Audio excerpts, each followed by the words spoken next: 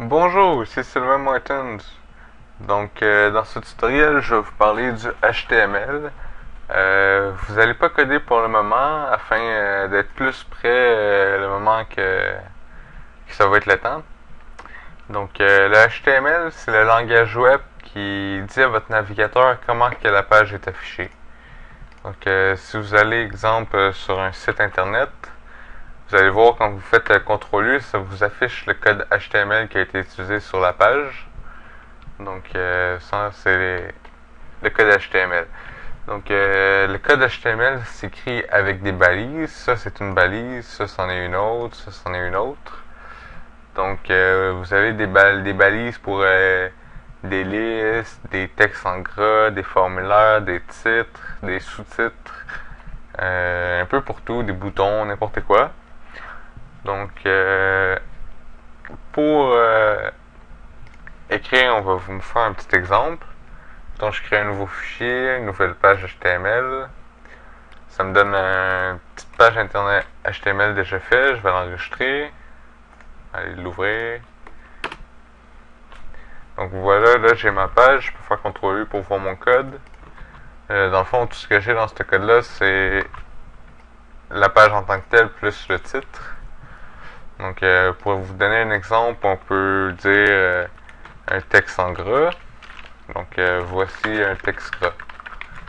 Je le sauvegarde, je m'en vais ici, je fais refresh, j'ai mon texte en gras. Si je veux faire un titre, mon titre. Un sous-titre, ça va être H2.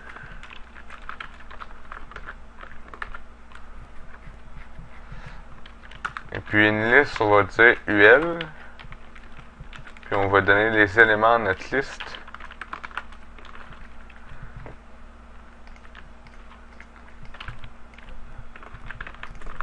Comme ceci. Là, les gens se posent des questions. Est-ce qu'on a toujours besoin d'avoir une balise qui ouvre puis qui ferme? Comme on dit, il y a toujours une exception à chaque règle. Et en HTML, quelques exceptions font une exception, oui. On a une ouverture et une fermeture concentrées dans une seule balise. Ces éléments appelés éléments vides ne sont pas associés à un passage particulier dans le texte, mais sont plutôt des étiquettes isolées. Par exemple, un saut de ligne qui se présente un peu comme cela. Ça, t'as pas besoin de... En fait, ça, c'est pas que t'as pas besoin, c'est que tu le fais pas, de la fermer. Quand tu l'ouvres ici, puis elle se ferme ici. T'as pas besoin d'avoir une ouverture puis une fermeture comme ça. Est-ce que les balises s'écrivent toujours en majuscule ou en minuscule? Bien non.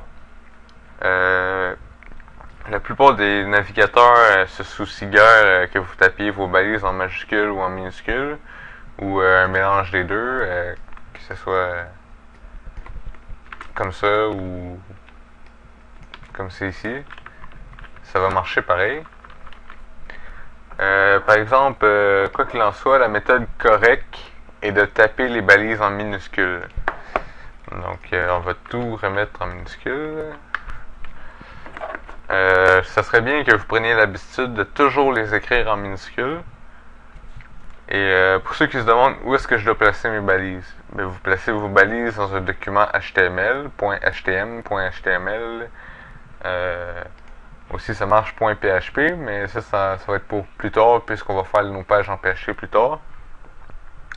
Un site web contient toujours un ou plusieurs documents HTML, puisqu'il y a un ou plusieurs pages. Et lorsque vous surfez sur le web, vous ouvrez simplement de nouveaux documents HTML qui vont être téléchargés dans votre ordi et effacés par la suite. Voilà qui vous explique un peu c'est quoi le HTML. Vous allez pouvoir regarder la prochaine vidéo pour apprendre à programmer en HTML. Merci d'avoir regardé et cliquez sur j'aime, écrivez vos commentaires et posez une question. Abonnez-vous à ma chaîne s'il vous plaît. Et si vous pouvez faire une donation, l'email va être dans la description. Ça va vraiment m'aider et ça m'encourage pour continuer la série de tutoriels. Donc merci et à la prochaine. Bye bye.